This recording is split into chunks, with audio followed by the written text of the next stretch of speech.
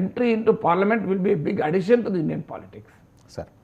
Sir ఏంటి ఉచిత పథకాలపై సుప్రీంకోర్టు సీరియస్ తప్పు పడుతుంది. ఉచిత పథకాలు ప్రజల్లో పని చేయడానికి ఇష్టపడలేదు. ఈ ఉచిత పథకాలు తీసుకుంటాను ఏ పని చేయకుండా ఆహారం డబ్బు సంపాదిస్తున్నారని సుప్రీం వ్యాఖ్యలు. లబ్ధిదారులను పరాన్నజీవులుగా మారుస్తున్నారంటూ ఈ ఉచితాల పేరుతోటే వీళ్ళు రాజ్యాధికారాలు చేపడుతున్నారు.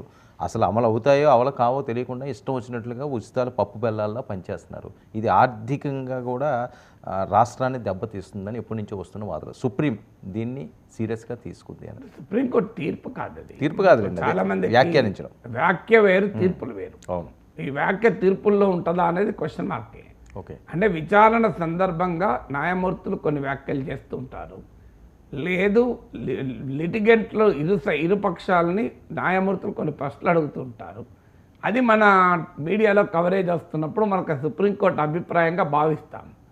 కానీ అల్టిమేట్గా సుప్రీంకోర్టు తీర్పులో చెప్పిందే అమలు అవుతుంది.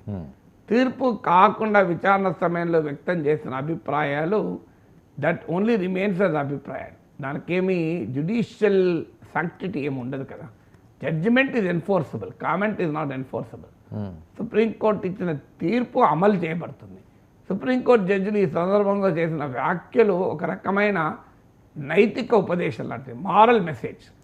కానీ సుప్రీంకోర్టు కన్సర్న్ కదా, సుప్రీంకోర్టే కాదు. నిన్న ఎల్ఎన్టీ చీఫ్ సుబ్రహ్మణ్యం ఆయన గతంలో 90 గంటలు పని చేయాలి, సండే రోజు కూడా పని చేయాలి, ఇంట్లో భార్య మొక్కలు చూసుకుంటే ఎంతకాలం ఉంటావు, బోర్ కొట్టదా అని కామెంట్ చేసి వివాదాస్పదమయ్యాడు ఎల్ఎన్టీ చైర్మన్. నిన్న ఆయన ఇదే మాట చెప్పాడు. సో ఇది లేబర్లో ప్రొడక్టివిటీని దెబ్బతీస్తుంది, వర్క్ కల్చర్ని దెబ్బతీస్తుంది అని ఇది మనకు కనబడుతుంది కదా.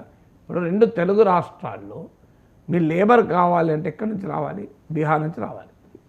బీహార్ వాళ్ళు వస్తే, యూపీ వాళ్ళు వస్తే తప్ప తెలంగాణ జిల్లాలో బత్తాయి తోటలో బత్తాయిలు కోస్తుడు ఉంటాడు, కన్స్ట్రక్షన్ వర్క్ జరగదు మీకు వాళ్ళు వస్తే తప్ప. మీరు మరి ఇక్కడ లోకల్గా అన్ఎంప్లాయ్మెంట్ లేదా అంటే బ్రహ్మాండంగా ఉంది. కానీ మరి ఎందుకు ఈ ఫిజికల్ వర్క్ చేయడం లేదు? మీరు ఏ హోటల్ కన్నా వెళ్ళండి, ఏ అపార్ట్మెంట్ కన్నా వెళ్ళండి, మీకు బీహార్ వాళ్ళు, ఒరిస్సా వాళ్ళు కనబడతారు సెక్యూరిటీ గార్డ్స్గా.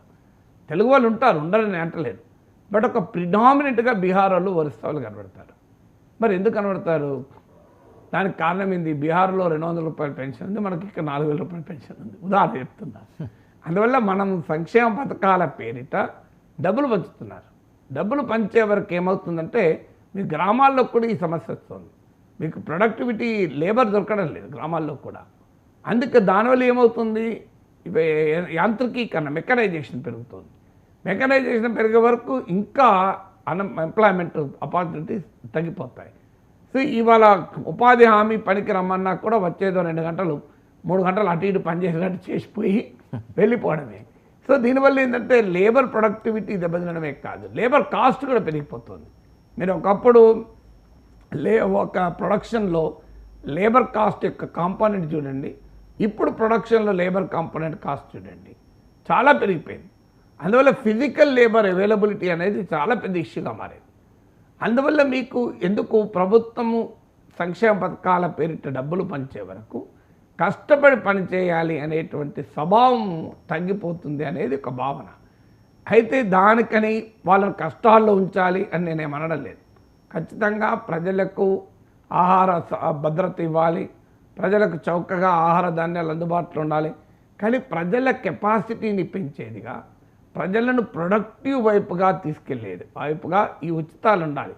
అన్ఫార్చునేట్లీ ఆ లెక్కంగా లేదు. ఇప్పుడు ఉదాహరణకు నీకు బిడ్డను స్కూలుకు పంపితేనే నేను పెన్షన్ ఇస్తాను, బిడ్డను స్కూలుకు పంపితేనే నీకు ఈ ఉచిత ఆహార ధాన్యాలు దొరుకుతాయి అనే కండిషన్ అమలవుతుంది ఎక్కడన్నా? మీకు కావాలంటే ప్రొడక్టివ్ యాక్టివిటీకి మీరు ఒక స్కిల్ నేర్చుకుంటున్నారు అనుకోండి, మీరు వాళ్ళ డబ్బులు ఇవ్వండి. వాళ్ళు ప్రొడక్టివిటీ చేస్తారనుకోండి, డబ్బులు ఇవ్వండి. పిల్లలు చదివించారనుకో డబ్బులు ఇవ్వండి. పిల్లలకు టీకాలు సోషల్ ఆబ్జెక్టివ్స్ లింక్ లేకుండా, ఎకనామిక్ ఆబ్జెక్టివ్స్ లింక్ లేకుండా ఉచితాలు ఉన్నాయి. ఉచితాలు ఉండడం తప్పు కాదు. ఇప్పుడు మధ్యాహ్న భోజన పథకాలు ఎవరు తప్పు పడతారు? మధ్యాహ్న భోజన పథకం వచ్చినప్పుడు ఇలాగే దీన్ని ఉచితం అని చెప్పి చాలామంది విమర్శించారు. కానీ రియాలిటీలో ఇలా మధ్యాహ్న పథకం బ్రహ్మాండంగా పిల్లల ఆదర పెంచడంలో, పిల్లల కాన్సన్ట్రేషన్గా చదువుకోవడానికి, పిల్లల పౌష్టికాహార స్థాయిని పెంచడానికి ఉపయోగపడ్డది. అందుకే చాలా ప్రభుత్వాలు అల్పాహార పథకాన్ని కూడా పెడుతున్నాడు. సో ఇది గ్రేట్ స్కీమ్, ఇలా model scheme mid day meal scheme అనేది. అది ఇంకా ఈవెన్ మార్నింగ్ బ్రేక్ఫాస్ట్ కూడా పెడుతున్నారు. సో అందువల్ల ఒక సోషల్ అండ్ ఎకనామిక్ ఆబ్జెక్టివ్స్కు, సోషల్ అండ్ ఎకనామిక్ లక్ష్యాలకు లింక్ అయి ఉండాలి ఉచితాలు. అలా ఉన్నప్పుడు సమాజానికి ఉపయోగం.